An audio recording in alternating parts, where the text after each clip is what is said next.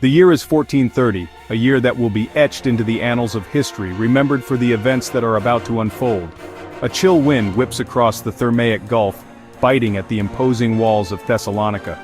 The sea, usually a source of life and trade, now seems to conspire with the elements, adding to the city's sense of foreboding. The city, normally a bustling hub of commerce and culture, stands cloaked in an unsettling quiet. Market stalls that once overflowed with goods are now empty, and the streets that echoed with the sounds of daily life are eerily silent. Fear hangs heavy in the air, a tangible presence that grips the hearts of Thessalonica's citizens. Every shadow seems to hide a threat, every whisper carries a hint of dread.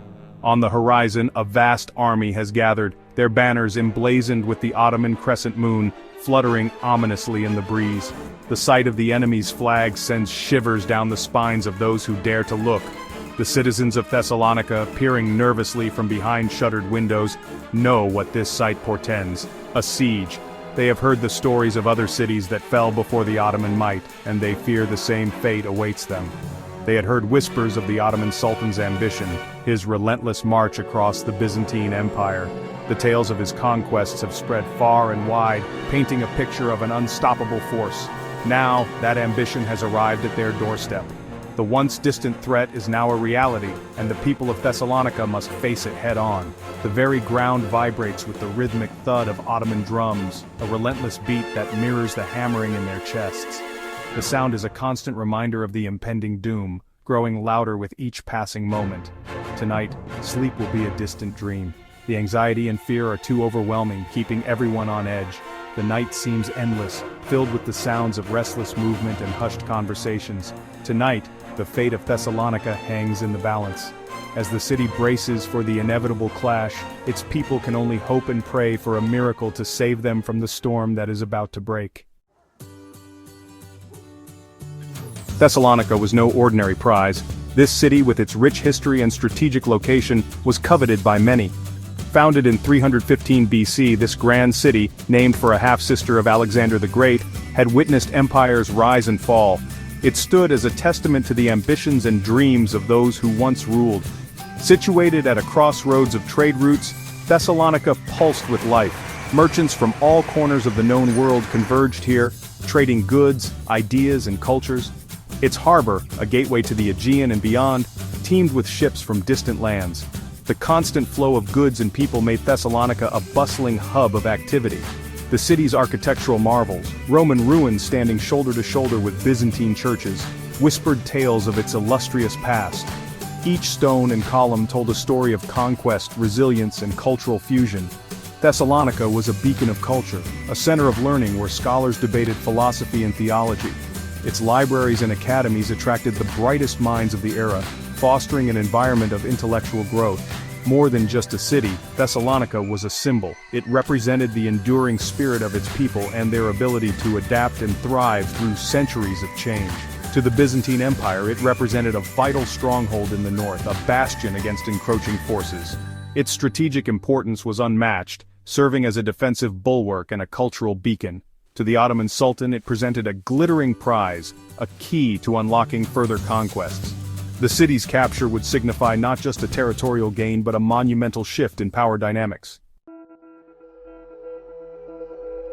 The Siege of Thessalonica was not an isolated event. It was a pivotal moment in a much larger and protracted conflict that spanned centuries. This was a time when empires clashed, and the fate of entire civilizations hung in the balance. It was but one chapter in a centuries-long struggle between two powerful empires, the Byzantines and the Ottomans. The Byzantine Empire, with its rich history and cultural heritage, had long been a dominant force in the region. However, the rise of the Ottoman Empire brought a formidable new challenger to the scene. The once mighty Byzantine Empire, weakened by internal strife and external pressures, found itself slowly being chipped away by the rising Ottoman Turks. The internal conflicts and political instability within the Byzantine Empire made it vulnerable to external threats, and the Ottomans were quick to capitalize on this weakness. These fierce warriors, fueled by religious zeal and a thirst for conquest, had already seized vast swaths of Byzantine territory. The Ottomans were not just skilled fighters, they were also strategic thinkers who understood the importance of controlling key cities and trade routes. The Ottomans, under the leadership of their dynamic Sultan, were a force unlike any the Byzantines had faced before. Sultan Mehmed II, known as Mehmed the Conqueror, was particularly instrumental in expanding Ottoman territories and consolidating their power. They were masters of siege warfare, employing innovative tactics and powerful new weapons. The Ottomans utilized advanced siege technologies, such as massive cannons and intricate tunneling techniques, to breach the formidable defenses of their enemies. The Byzantines, their resources stretched thin and their morale flagging, faced an uphill battle.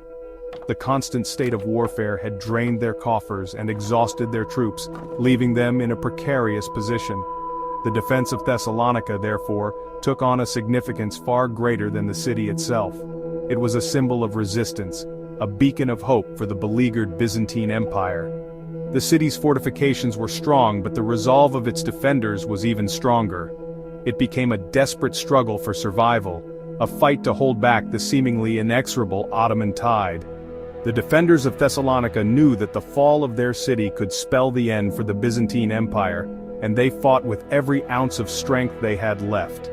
The clash of empires at Thessalonica was not just a battle for territory, it was a battle for the very soul of a civilization. Leading the Ottoman forces was Sultan Murad II, a ruler known for his military prowess and ruthless ambition. Young and ambitious, Murad saw the capture of Thessalonica as crucial to cementing his legacy. He was determined to add this jewel to the Ottoman crown, no matter the cost.